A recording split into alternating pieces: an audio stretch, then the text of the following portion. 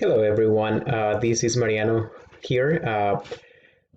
So for today's or this week's concept map, I will be breaking it down into two videos. The first video I will be talking about the urinary dysfunction and bowel dysfunction. So first I will start by bowel dysfunction. So bowel dysfunction for alterations in the neuromuscular function.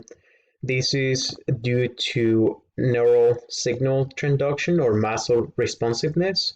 For alterations of motility, this is determine the rate at which fecal matter passes through the evacuation, increases motility, may impair nutrition, decrease motility may prolong storage time in the large intestine. Now, for alterations in patency, this is more obstruction due to a space occupying dilation. And for alterations in perfusion, this can result or can be reduced or absent to a portion of the bowel.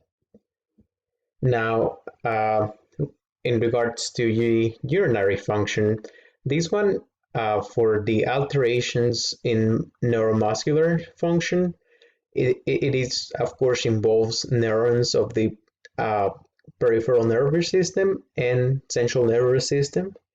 It causes urinary retention or incontinence. For alterations in motility, this promotes stasis of filtrate in the renal tubules and stasis in the urine, of course, in the bladder.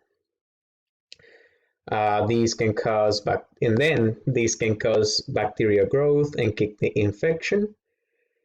Alterations in perfusion can cause damage to renal structures. It's a result of inadequate arterial blood supply. And now for alterations in patency, it can be, again, obstruction, can involve passage of urine, blockage of the urine structures. Now, I will talk in the next video about the diseases related to altered elimination.